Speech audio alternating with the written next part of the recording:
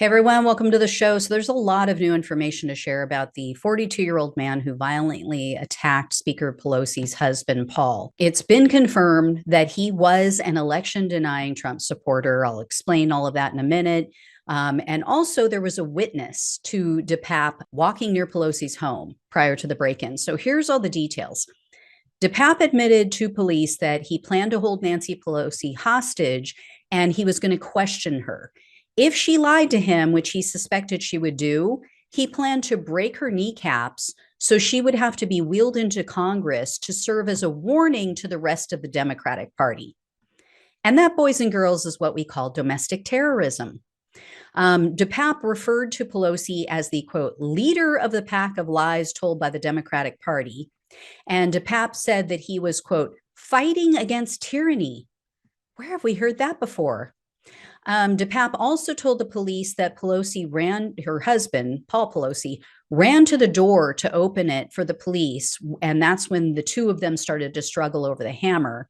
And unlike what we've heard from right-wing parrots who just blindly repeat lies, the authorities confirmed that DePape has been living in someone's garage in Richmond, California for the past 2 years, but the parrots and the sheep can't keep their story straight. They can't make up their minds. First, they say he's homeless. Then they say he lived in a house in Berkeley.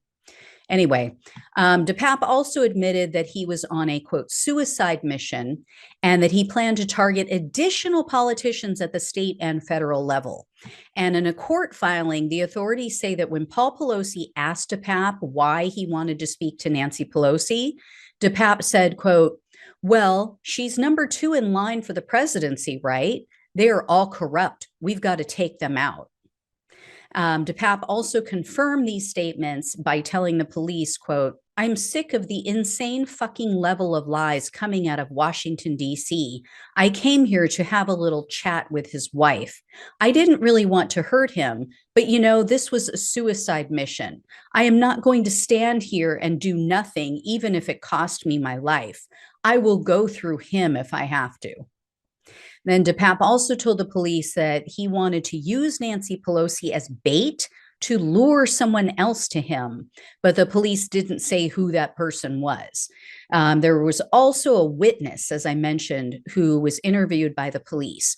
This witness was apparently working as private security for one of the Pelosi's neighbors.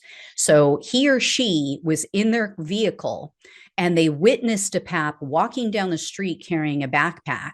Then a little while later, the witness reported hearing what sounded like, they said, a banging on a door or a car, and then he or she heard sirens. And here's what we know about DePape at this point. His blog was filled with hate towards Jewish and Black people, Democrats, the media, transgender people. He defended Donald Trump. He repeated QAnon conspiracy theories, and he said that journalists who denied that the election was stolen should be shot.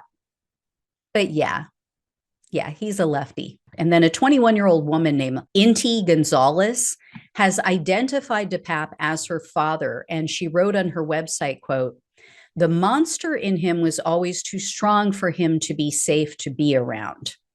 And then a co-worker of DePape said that he talked like Rush Limbaugh. The co-worker said that in a discussion about feminism, DePape referred to feminists as feminazis. A longtime boss of DePape was also interviewed by NBC News, and he said that he watched DePape spiral down a rabbit hole of right-wing conspiracy theories about the election, QAnon lunacy, a bunch of lies. So luckily, state and federal charges have been filed against him. He's facing up to life in prison. And now we also know that Pelosi's house does have a private security system. The police should have been alerted to the break-in, but the police say that they never received a notification. So it's unclear if Paul Pelosi maybe forgot to set the alarm before he went to bed. We also now know that the Capitol Police captured the break-in on cameras that they have set up around Pelosi's home. However, no one was watching the live feed when the break-in occurred. So I hate to be that conspiracy theory person, but I have to ask why. Was there a failure to monitor her home, or was it a conscious decision? Here's why I ask. We know that many of the Capitol Police officers were on the side of the insurrectionists on January 6th. Some of them took pictures with Trump supporters. Some of them voiced their alliance with their political views. We saw some of them open up gates for them. And just yesterday, I shared with you guys that a former Capitol Police officer was convicted because he tried to help one of the January 6 attendees escape accountability. He literally tried to help him hide evidence.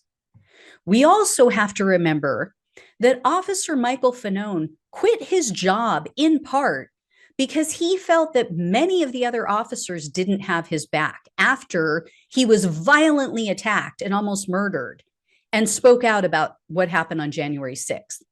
He said it changed his attitude about law enforcement, because so many of them left him hanging.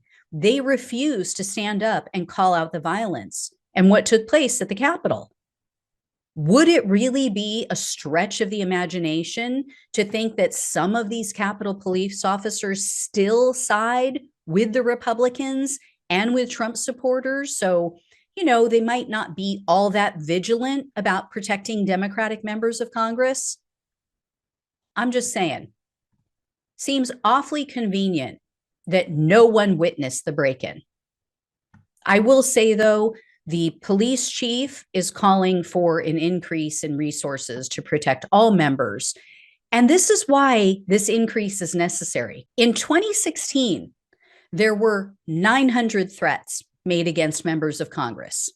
902, I believe the exact number is. That number rapidly increased in the years that followed. And in 2021, there were 9,625. Almost 10,000 threats, up from 900 documented threats to Congress members. Now, remind me again, what was it that happened? Who was it that held office from 2016 to 2021? I'm sure it's just a coincidence, though. Anyway, guys, I'll let you know when I hear more. Thanks so much for watching and listening. Take care, and I'll talk with you soon.